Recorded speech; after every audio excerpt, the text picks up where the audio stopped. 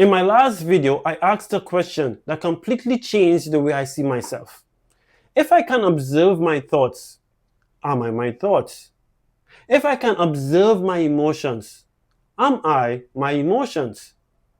That one question had stayed with me ever since.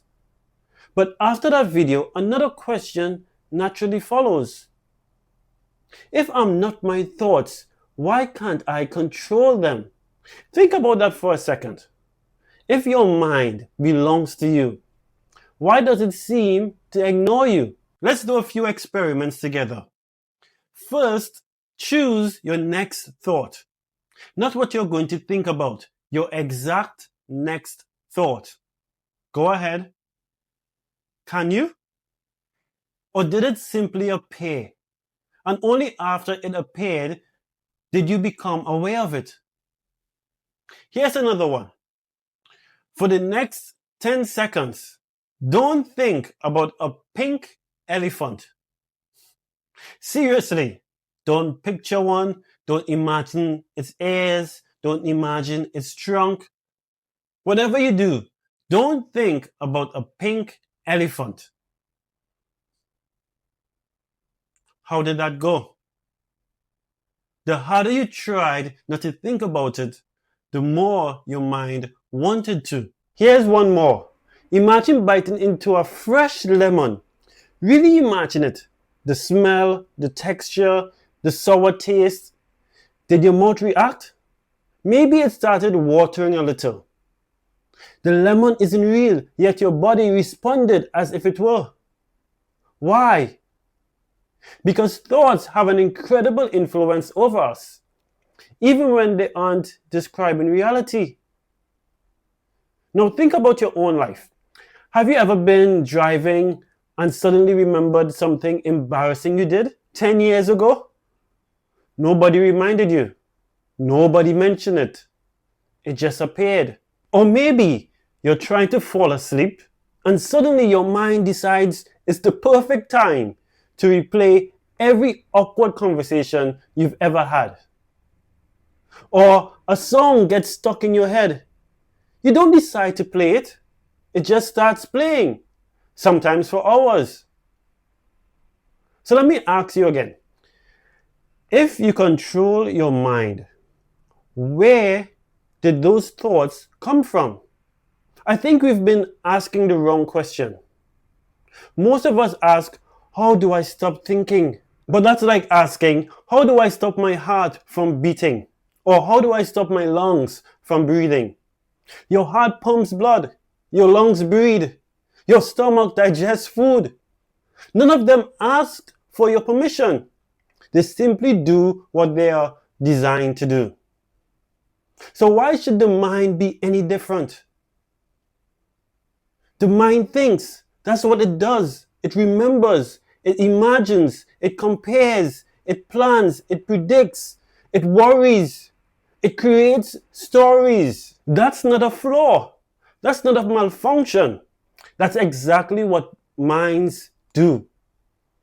The mistake isn't that your mind thinks.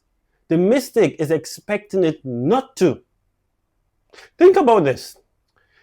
Imagine you woke up tomorrow and your mind never produced another thought. No memories, no imagination, no ideas, no planning, no creativity, no problem solving. At first, that might sound peaceful, but it wouldn't be peace. It would mean something was terribly wrong. Thinking isn't the enemy. It's one of the greatest abilities we have. Without it, we wouldn't have art, music, science, business, or every invention you've ever used. The mind has helped us build civilizations. So the goal was never to stop thinking. The goal is understanding your relationship with your thoughts. There's a big difference. Imagine you're watching the news. Throughout the day, different people come on the screen. One person says one thing, another completely disagrees. A third has a different opinion altogether. Do you believe every person who speaks? Of course not. You listen, you question, you compare, you decide, So why do we treat our own minds differently?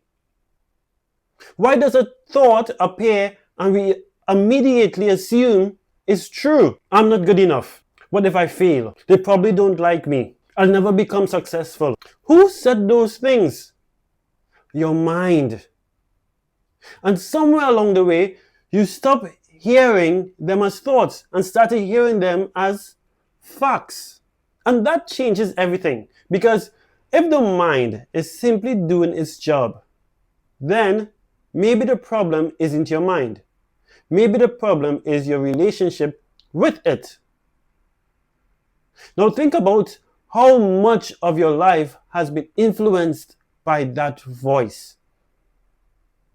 How many opportunities did you never take because your mind said, what if you fail?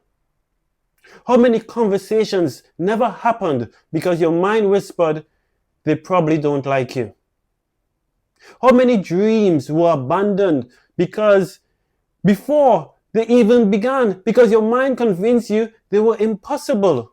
If we're honest, that voice has probably shaped more of our lives than we'd like to admit.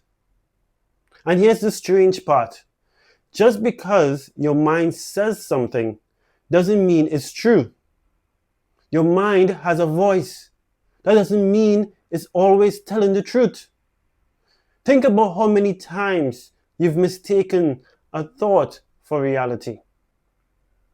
Someone walks past you without saying hello. Immediately your mind says, they don't like me. Really? Or maybe they didn't see you. Maybe they were distracted. Maybe they were thinking about something completely unrelated to you. The event happened. Then your mind created a story about the event. And most of us never stop to separate the two. Imagine someone doesn't reply to your message for a few hours. Your mind says, they're ignoring me. Then later you find out their phone died. Nothing changed except the story. The event stayed the same. Your interpretation changed.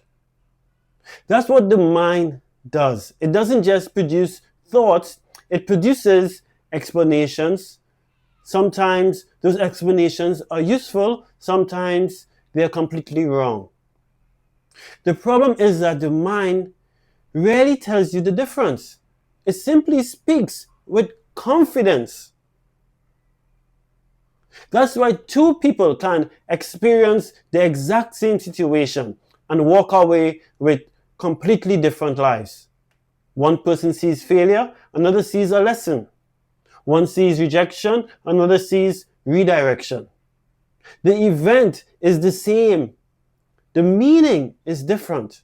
For years, I thought my biggest challenge was controlling my mind. Whenever a negative thought appeared, I tried to replace it with a positive one.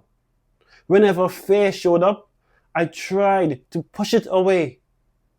The harder I fought my mind, the louder it seemed to become. Then I realized something. I don't control whether my mind speaks. I control whether it gets the microphone. That's a completely different way of looking at it. A thought can appear without becoming a belief. A fear can appear without becoming a decision. Anger can appear without becoming an action. Just because your mind speaks doesn't mean you have to hand it control of your life. Think about someone you know who complains all the time. Imagine spending every day with them.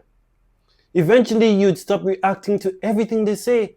Not because they stopped talking, but because you realize you didn't have to believe everything that came out of their mouth. So why don't we do that with our own minds? Why do we assume every thought deserves to be believed simply because it appeared? Your mind will keep thinking that's its job. The question isn't whether thoughts will appear. The question is whether you'll automatically follow them. There's a huge difference. Now think about how many decisions you've made because of a thought that was never questioned. How many opportunities you never took? How many conversations you avoided? How many dreams you talked yourself out of? Not because they were impossible, but because your mind convinced you they were.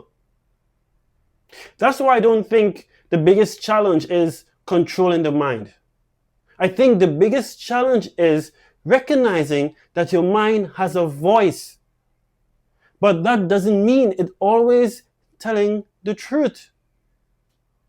The moment you see that, everything begins to change. Not because your thoughts disappear. They won't.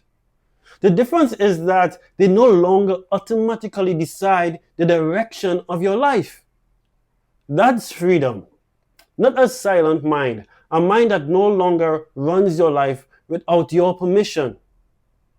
The thoughts will still appear, but now something has changed. The next time a thought appears, before following it, pause for just a second. Ask yourself one simple question. Is this true? Or is it just a thought?